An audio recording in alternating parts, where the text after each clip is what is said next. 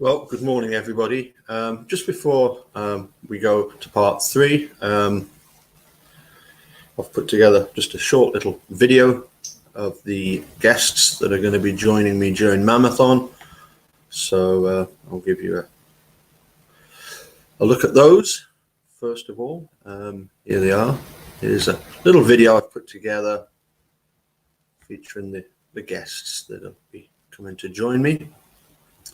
Hopefully everything will work and the sound will work. Hopefully. You never know with me and technology, but we'll give it a shot.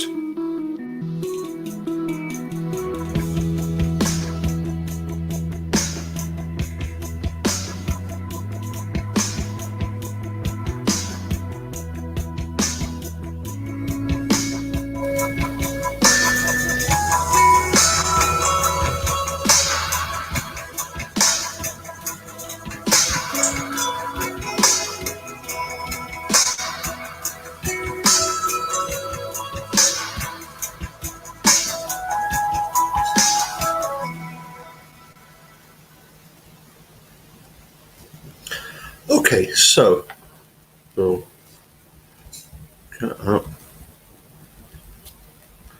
cancel that. We don't want that to start playing. And we'll leave that alone. And we'll come back to here. Hopefully it won't play. You never know. So I think we're, ready to move into Introduction to fractional shares. I knew that was going to happen. How did I knew that was going to happen? This video is going to explain about fractional shares and show you how this feature enables you to invest small. Thank you. I think I'll just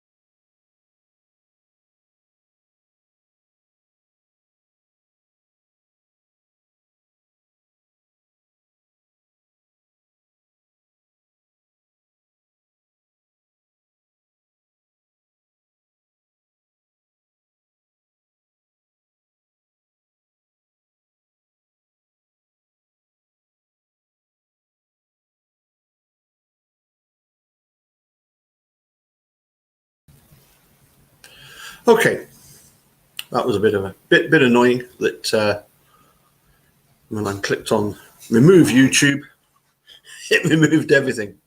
And so I think I'll just explain that in that video, you saw that the guests that I've got lined up are from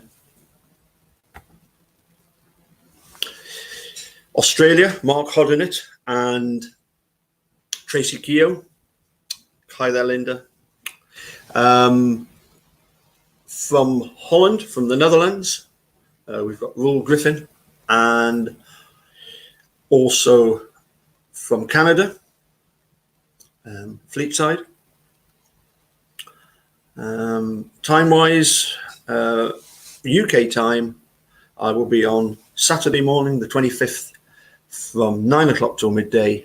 On the Sunday, from just after midday, 12:30 till 3:30. In terms of Central Time, in America, that means 3 o'clock in the morning till 6 o'clock in the morning on the Saturday, and then Sunday 6:30 till 9:30. So you have to be pretty much of a diehard in America to come and join me. But those are good times for the UK and Australia as well. So anyway, we'll crack on with what we're meant to be doing, which is to be looking at the Seventh Circuit decision. So I'm just going to quickly do this and go to this and a little bit of this.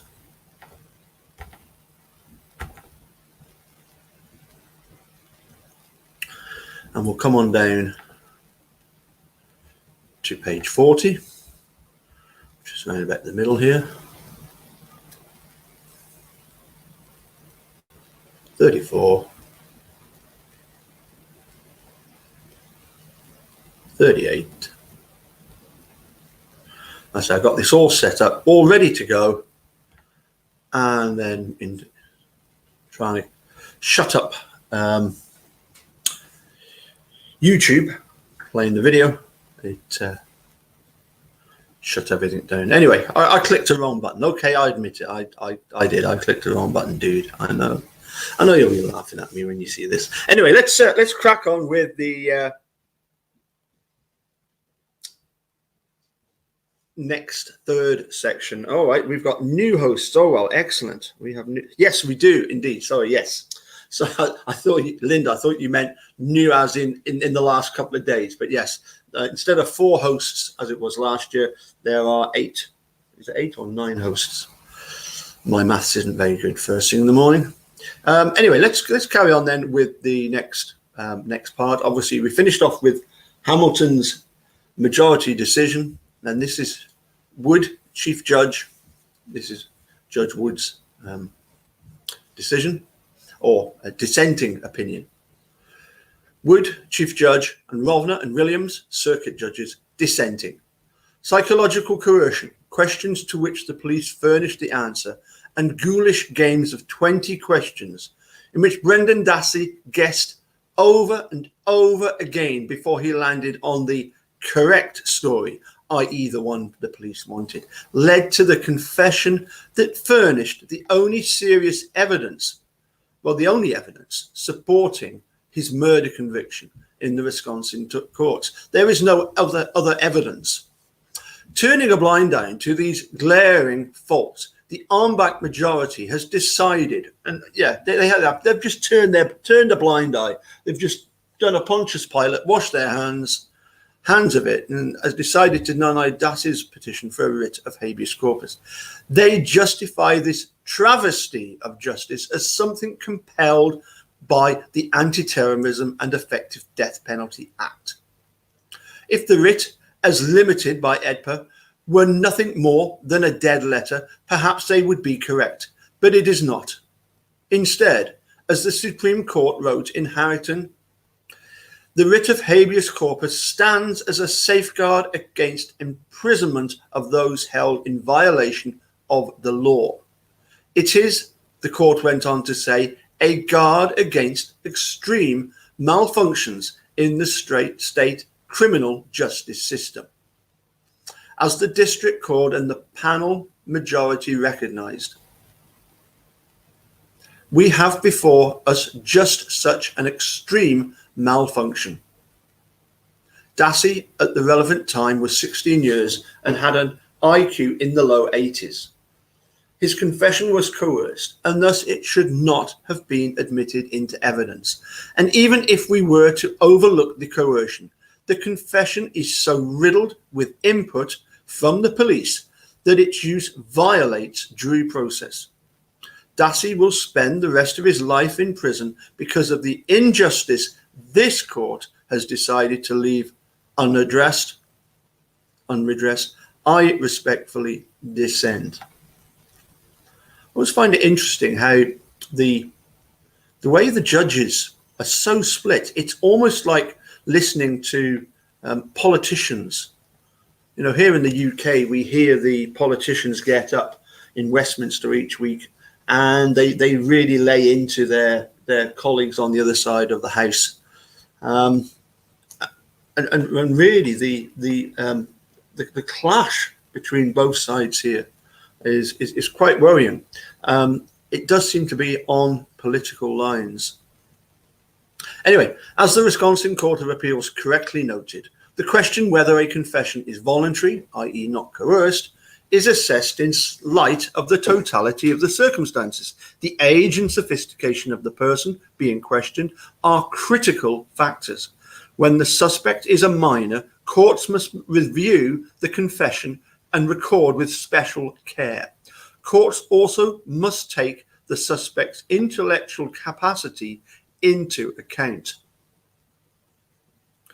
Dassey, as the majority concedes, was a mentally limited 16-year-old. It was thus incumbent on the state courts to evaluate his confession in light of those traits. The Wisconsin courts failed to take the essential step when asked at oral argument where one might find evidence that the state appellate court took the required special care. Counsel for the state came up dry. All counsel could do was to point out a brief mention in the state court's opinion of Dassey's age and mental capacity. But so what? The Supreme Court has never said or implied that the totality of the circumstances are beside the point, as long as the state court simply jots down a fact without a hint about if or how that influenced the outcome. There is nothing special or even meaningful about a naked word on a page. The reader has no idea whether the state court mentioned the word meaning to indicate that it found the factor irrelevant, which would have been inconsistent with the clear Supreme Court precedent listed above, or exculpatory.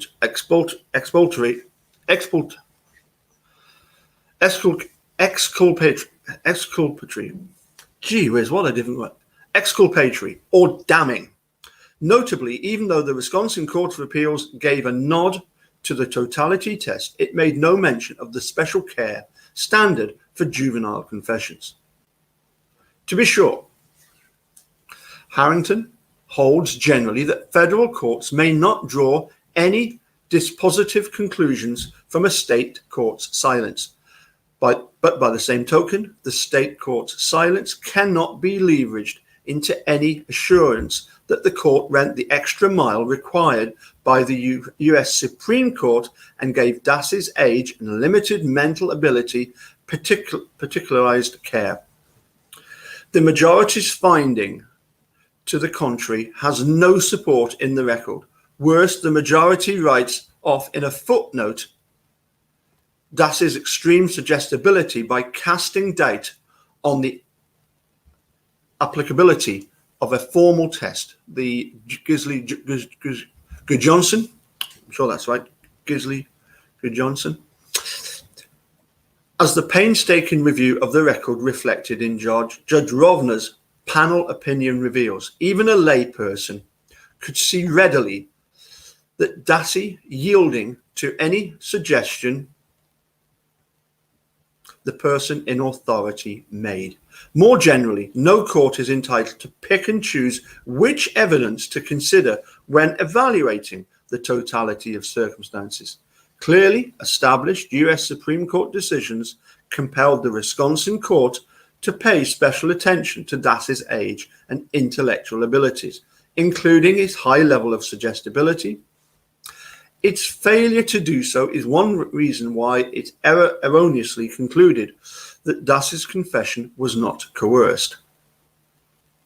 If the Wisconsin Court of Appeals had done what it should have done, it could not reasonably have concluded that Dassey's confession was either voluntary or reliable, both of which are required for the use of a confession to be consistent with due process. Nevertheless, first the state and now the en banc majority have culled a sentence here and there and have attempted to craft a coherent confession from them. The video recording of the police interrogation of Dassey, however, tells another story, one that is diametrically opposed to the state's tidy and selective summary. Among the many red flags are the following. Dassey's answers to questions frequently changed at the detective's prodding. Even the control question, he was quite happy to say, no, I didn't see it. And yes, if it was there, Tom, yes, oh, well, if it was there, it was there. The officers laid a trail of crumbs, indeed, large signposts to the confession they sought. Whenever Dassey went off course, the investigators would shepherd him back in the desired direction, at times with the use of fatherly assurances and gestures, and frequently by questioning his honesty. On both February 27th and March 1st, the detectives misleadingly conveyed to Dassey, whose ability to think abstractly was minimal, that his honesty was the only thing that would set him free. Through subsequent questioning, it became clear that honesty meant what the investigators wanted to hear. Dassey's age and mental limitations made him particularly susceptible to this psychologically manipulative interrogation. Many of the officers' tactics appeared to be drawn from the Reed technique, which was for some time the most widely used interrogation protocol in the country. The technique heavily relies on false evidence ploys and other forms of deceit. It follows a 9-step approach. First, an interrogator confronts the suspect with assertions of guilt, step 1, then develops themes that psychologically justify or excuse the crime, step 2, interrupts all efforts at denial, step 3, overcomes the suspect's factual, moral, and emotional objections, step 4, ensures that the passive subject does not withdraw, step 5, shows sympathy and understanding, and urges the suspect to cooperate, step 6, offers a face-saving alternative construal to the alleged guilty act, step 7, gets the suspect to recount the details of his or her crime, step 8, and converts the latter statement into a full written confession, step 9. Professor Saul M. Kassan on the psychology of confessions, explaining the social psychological impact of the Reed tactics, investigators are encouraged to start by accusing the suspect while emphasizing the importance of telling the truth. They learn ways to build false empathy with the suspects, such as shifting the normal blame for the offense to another person or expressing understanding for the suspect's actions. Investigators are encouraged to sit physically near the suspect, maintain soft and warm eye contact, and speak sincerely. When a suspect makes an admission implying guilt, investigators are directed to make statements of reinforcement. The technique builds in confirmation bias. The instructions assure investigators that while an innocent suspect will stay resolute in his or her denials, a guilty person will submit to the theme the investigator presents. Courts have long expressed concern about approaches such as the Reid technique that rely on psychological coercion. Just 4 years after the first edition of the manual was published in Barr et al., the Supreme Court in Miranda repeatedly cited the implicitly criticized the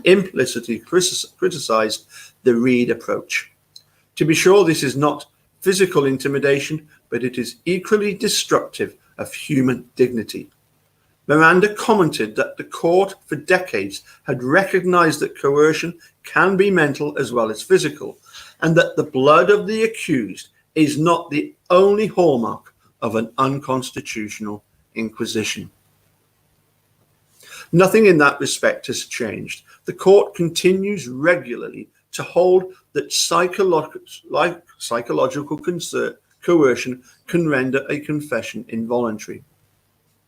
Following the Supreme Court's guidance, we too have repeatedly recognized that psychological coercion alone can result in an involuntary confession.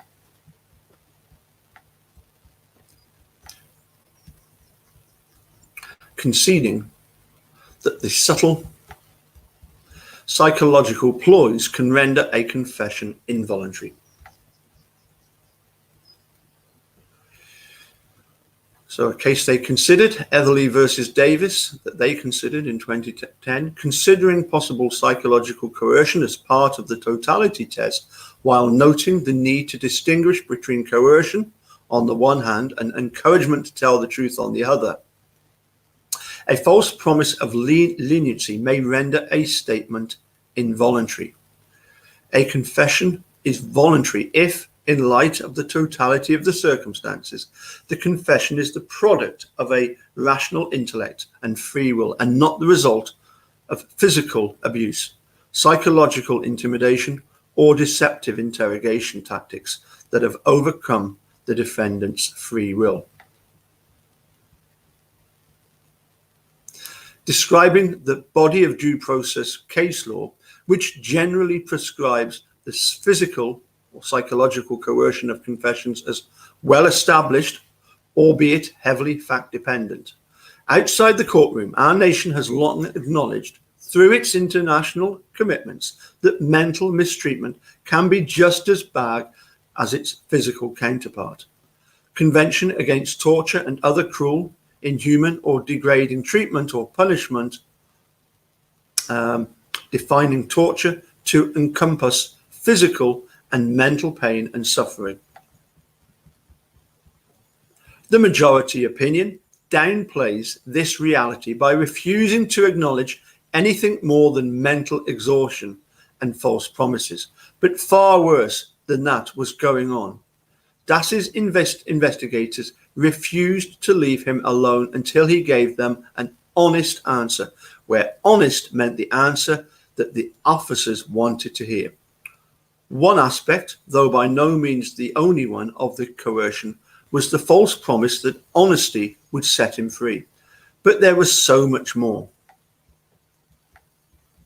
A brief review of what went on shows that these tactics fell decisively on the coercion side of the line. The majority finds some significance in the notion that the detectives' tactics were not per se coercive, but that is a red herring. These cases cannot be assessed based on one sentence or one restroom break or the comfort or lack thereof of one room. The Supreme Court has instructed that the voluntariness inquiry requires a full consideration of the compounding influence of the police techniques as applied to this suspect. Many of the factors the majority cites as evidence leaning in favor of a finding of voluntariness, the soft interview room, offers of food and drink, normal speaking tones, reviewed in the context of the type of questions and answers the investigators were demanding, and Dassey conceded intellectual disabilities were coercive. Psychological literature makes this clear, again citing Saul Kassan, criticizing the Reid technique's maximization methods or scare tactics, such as a false evidence ploy, in addition to its minimization methods, which imply an offer of leniency, where police lull a suspect into a false sense of security by expressing sympathy, blaming an accomplice, and underplaying the gravity of the situation. Discussing the coercive nature of the Reid interrogation techniques and particularly concerns for minors and suspects with low intelligence in the Meissner and Rossano article. The state and majority brush aside even the possibility of psychological coercion as applied to Dassey.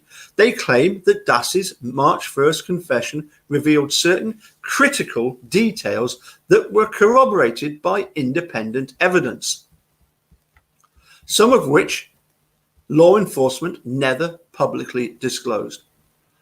I have several responses to that argument.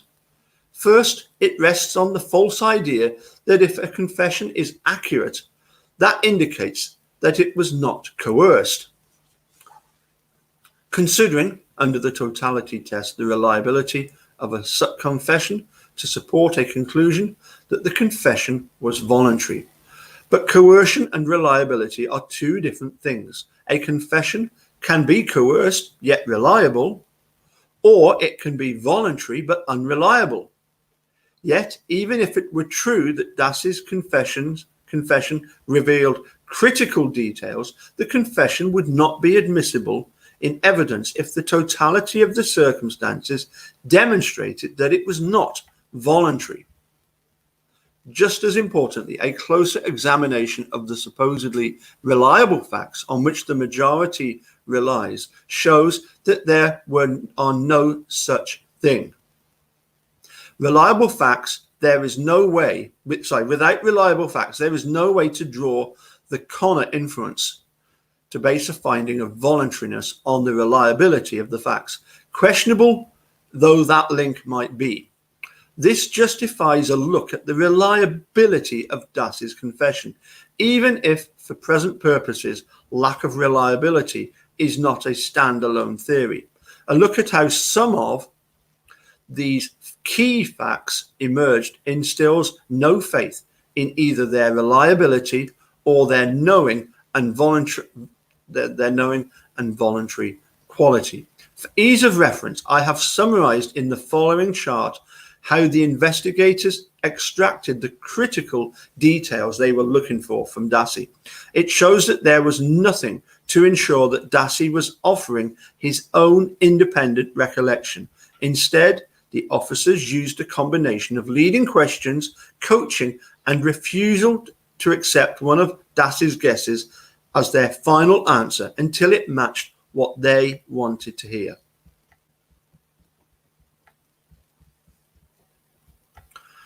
So basically, we've got the critical fact, why it is not critical, and how it was coerced.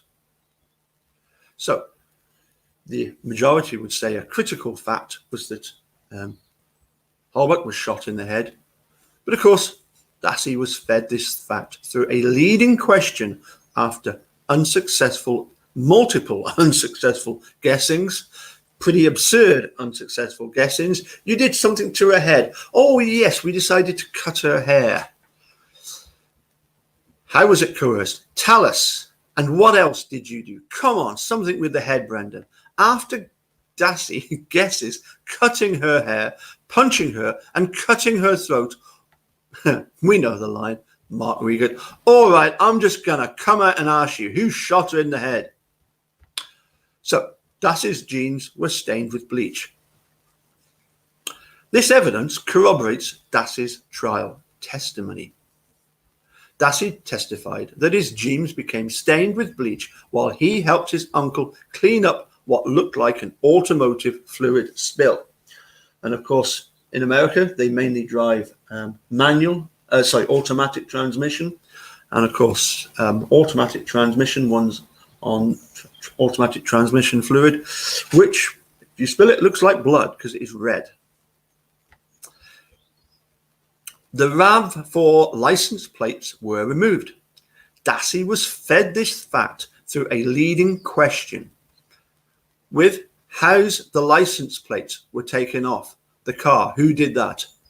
On February 27th, the investigator also asked, did he tell you if he did anything with the license plates?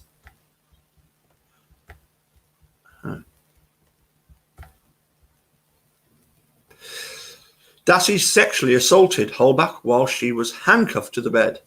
The physical evidence does not corroborate this fact, never has done, never will be. The physical evidence found on Ava's bed is not probative. There was no evidence of handcuffs chafing against the headboard. The handcuffs and leg irons found in Ava's room contained no fingerprints or DNA from Dassey or Holbach. The plastic film found on the bed spindle was polypropylene, which, according to the state's forensic scientist, is found in garments in addition to plastic containers and rope manufacturing. This detail was drawn from popular media. Dassey testified that he concocted this detail from the book Kiss the Girls, a book he read where a woman is restrained during a sexual assault.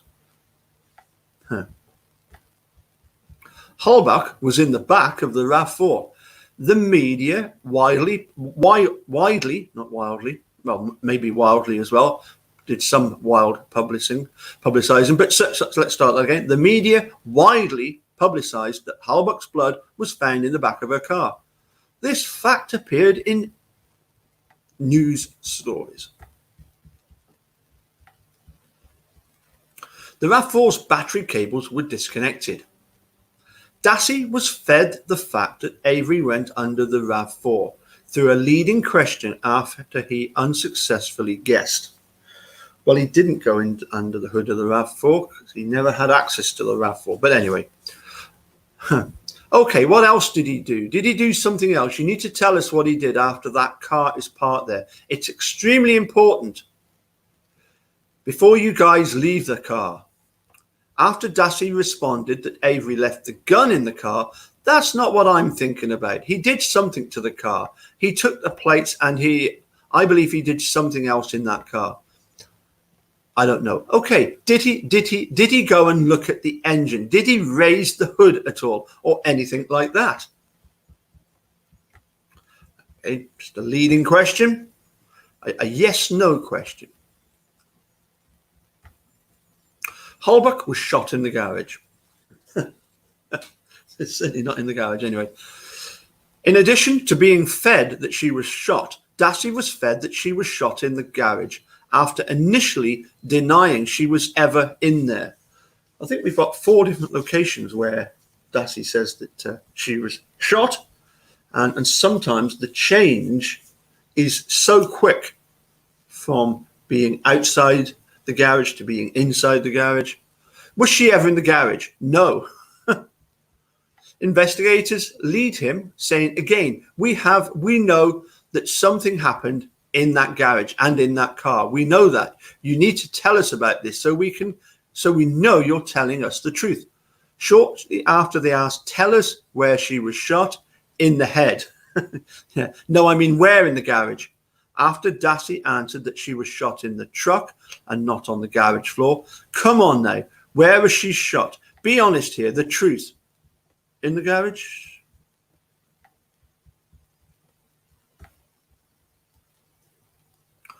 Holbach's camera and phone were burned in a barrel. Dassey was fed this fact through a leading question on February 27th. Then on March the 1st, he guessed that those items were burned. On February 27th, did he tell you anything about her other possessions? She probably had her cell phone, a camera to take pictures. After Dassey denied putting anything in the burn barrel or knowing whether she had a purse, cell phone or camera, he was pressed about what happened to those items and guessed Avery burnt them. The only possessions he said he saw in the burn barrel were those fed to him, like a cell phone, camera, purse.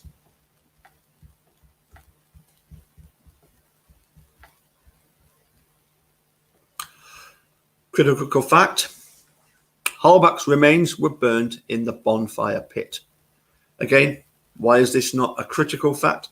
Because the facts were he was fed facts and media reports. On February 27th, investigators said, "I find it quite difficult to believe that if there was a body in that fire, Brendan, that you wouldn't have seen something like a hand or a foot, a head, hair, something. Media had reported her remains were found there."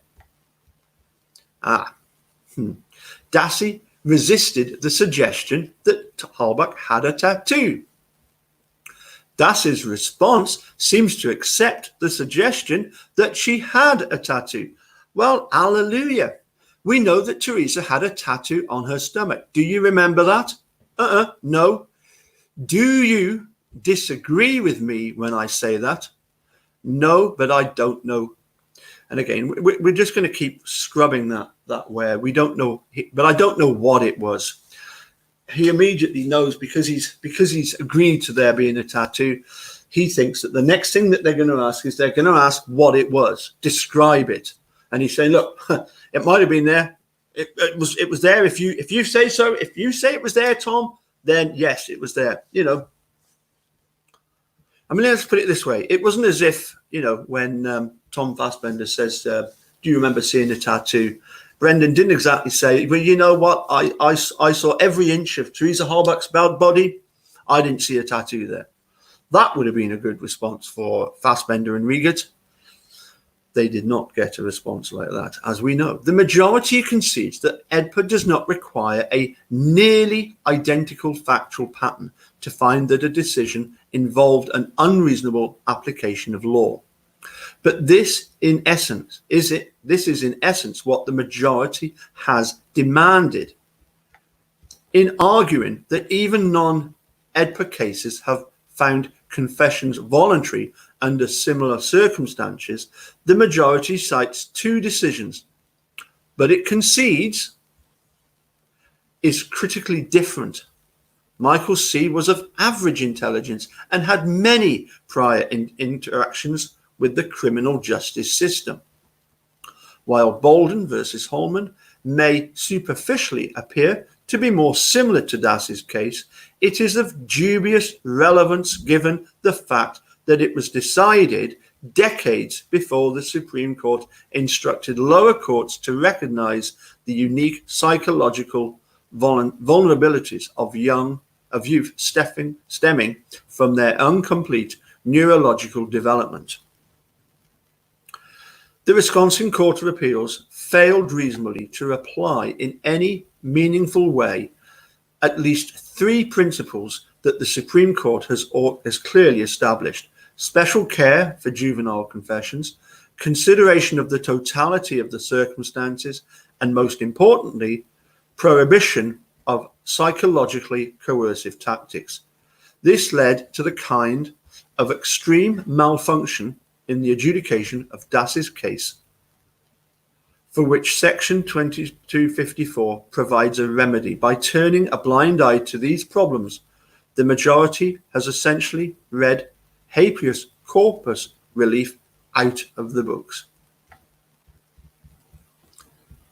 There is a second independent reason why the district court correctly granted Dassey's habeas corpus petition, and our original panel was correct to uphold that ruling. The Wisconsin Courts of Appeal made unreasonable factual determinations.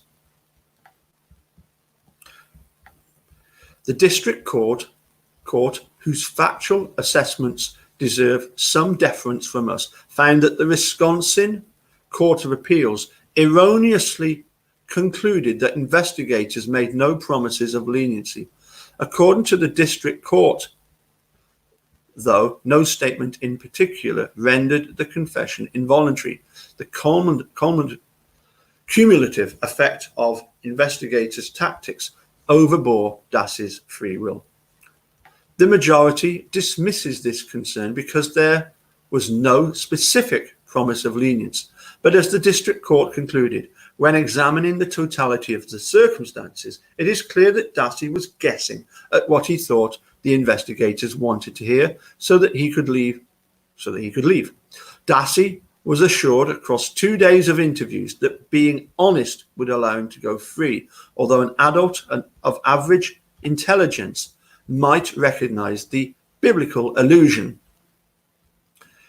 of John chapter 8, verse 32. You will know the truth, and the truth will set you free. Dassey was not an adult and not of average intelligence. Instead, he was a mentally limited teenager who did not understand abstractions. Playing their 20 questions game, the officers forced Dassey to try out different answers until he stumbled upon the answer they wanted, defined by them as the answer that was sufficiently truthful. And what was Dassey's response after all of this? He asked if he was free to go back to school to turn in a project that was due, and when told that he could not, he indicated that he thought he would be in jail for just 1 day. No more conclusive evidence of his literalism and lack of understanding is needed. By finding no promises of leniency were made and that the confession was voluntary, the Wisconsin Court of Appeals made an unreasonable determination of fact in light of the clear and convincing weight of the evidence. Under EDPA, the role of the federal courts in reviewing Dassey's petition for habeas relief is quite limited, but EDPA does not paralyze us in the face of a clear constitutional violation. The due process clause and the right against self-incrimination demand that, in order to be admissible in evidence, a suspect's confession must be voluntary. Dassey's was not. Because the detectives used coercive interrogation tactics on an intellectually disabled juvenile, Dassey's will was overborne during his March 1st interrogation. Without this involuntary and highly unreliable confession, the case against Dassey was almost non-existent. This court should be granting his petition for a writ of habeas corpus and giving the state an opportunity to retry him if it so desires. I respectfully dissent.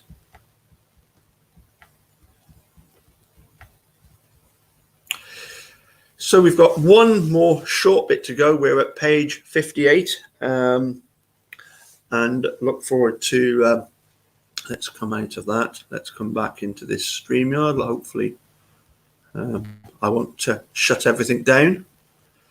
Let's just shut that off. As I say, looking forward to Marathon. Not long to go now. It's we're coming up towards the weekend, and so we've got that to look forward to. Also, I'm hoping in the next couple of days to set up a couple of live chats with a couple of people rather close to me, family, but my sister, who lives down in Devon, is a qualified psychotherapist, and had a chat with her about coming on to the channel to have a chat about the psychology of truthers and guilters. So I look forward to that.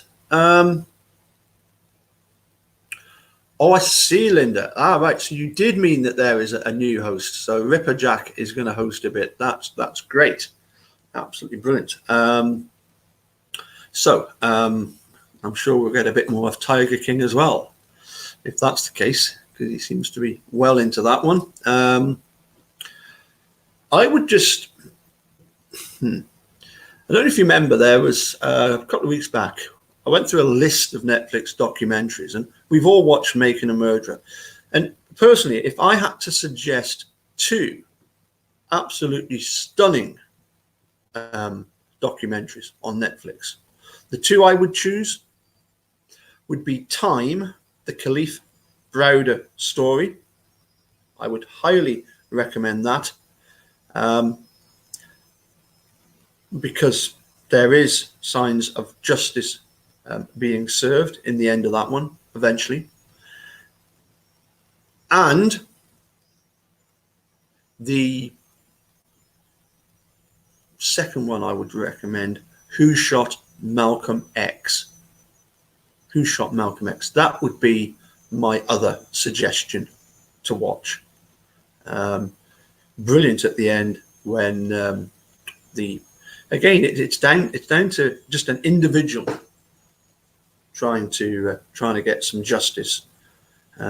The efforts that he goes to. Abdur Raham Mohammed, I think his name is. Absolutely brilliant documentary. Love listening to Malcolm X speak, and the fact that the one guy that did 20 years for shooting him looks as if